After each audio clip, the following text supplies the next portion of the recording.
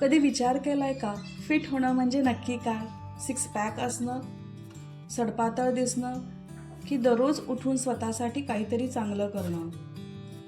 माझ्यासाठी फिट होणं म्हणजे स्वतःशी केलेली एक कमिटमेंट.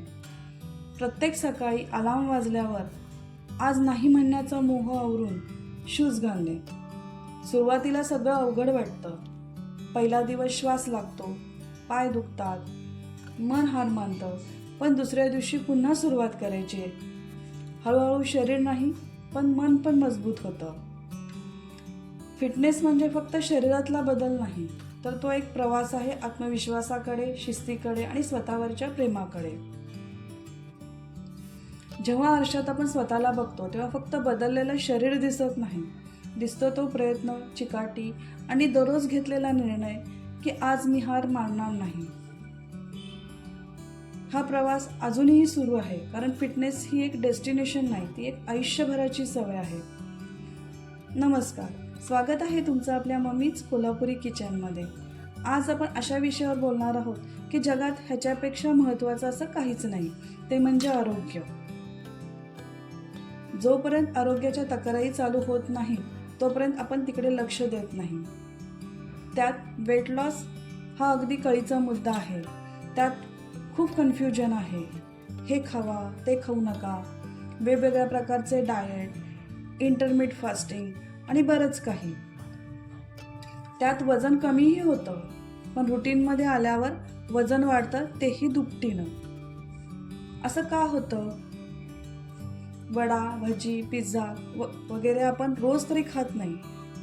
आपण रोजचेच जेवतो. जेवणामध्ये प्रॉब्लेम नाही आहे, तर जेवणाच्या पद्धतीमध्ये प्रॉब्लेम आहे. ॲक्च्युली आपल्याला ओव्हर इटिंग करायची सवय असते. जेवण कितीही टेस्टी असले तरी ओव्हर इटिंग करायचं नाही. पोटाचं ऐकायचं, ते आपल्याला सिग्नल देतं. पण आपण टी व्ही बघत किंवा मोबाईलवर असताना जेवतो व आपल्याला ते कळत नाही. मग करायचं काय? तर प्रत्येक घास खूप वेळा चावून खायचा. त्यामुळे त्याच्यात लाळही मिसळेल व डायजेशनही सुधारेल. तसेच आपल्या जेवणामध्ये प्रोटीनचा इंटेक वाढवायचा व कार्बोहायड्रेट्स कमी करायचे. आपल्या नाश्त्यामध्ये आपण शक्यतो पोहे, उपमा असे वापरतो, तर त्याच्याऐवजी egg toast, chia pudding, protein shake, oats, banana smoothie, scrambled egg असे प्रोटीन बेस्ड ब्रेकफास्ट करायचा.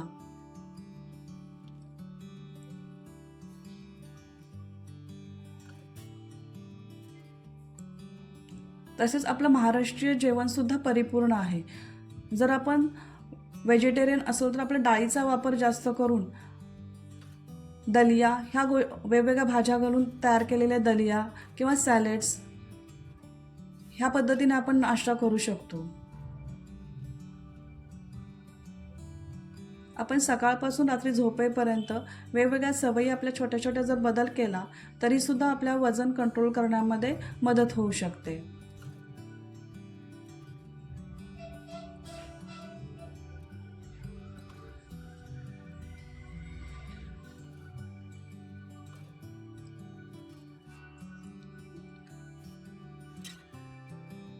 उदाहरणार्थ सकाळची सुरुवात तुळशीच्या पाण्याने करा.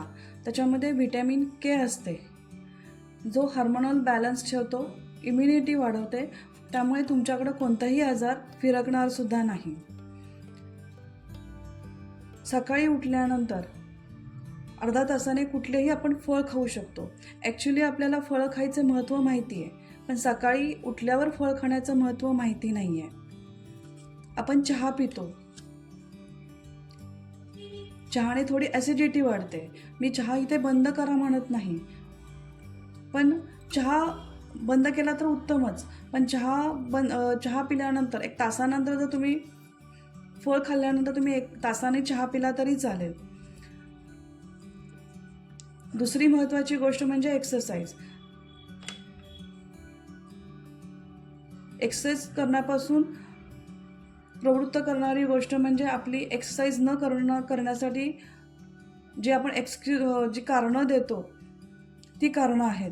जे आपल्याला काम करावंसं वाटतं त्यासाठी आपण कसाही वेळ काढतो, पण जे काम करावंसं वाटत नाही त्याच्यासाठी आपण नवीन नवीन कारणं शोधतो. आपण हाऊसवाईफ आहोत. लाईफ टाईम आपल्याला आपल्या कुटुंबाची जबाबदारी घ्यायची असते, ती सांभाळायची असते. त्यासाठी आपलं आरोग्य चांगलं राहणं महत्त्वाचं आहे. हे मनामध्ये सखोल रुजवणे गरजेचं आहे. शरीरासाठी एक्सरसाइज करताना सुरुवातीला आपण चालण्यापासून सुरुवात करू शकतो. हळूहळू वेगवेगळे एक्सरसाइजचे प्रकार आपण करू शकतो. त्याच्यामुळे कंटाळाही येणार नाही. मानसिक आरोग्यासाठी मेडिटेशन, प्राणायामसुद्धा करू शकतो. आणि जर तुम्ही हे आत्ता नाही केलं तर डॉक्टर तुम्हाला हाच सल्ला देणार, पण तो औषधांच्या बरोबर आणि वेगवेगळ्या पथ्यांच्या बरोबर.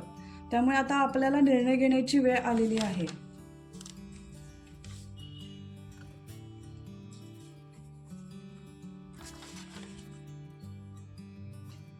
तर चला, आजपासून आपण सुरुवात करूया फिट शरीरासाठी, नाहीतर फिट मन आणि आत्म्यासाठी. Stay healthy and stay happy. चला तर भेटूया नवीन व्हिडिओसाठी नवीन विषयांबरोबर. तोपर्यंत मस्त खा आणि मस्त राहा.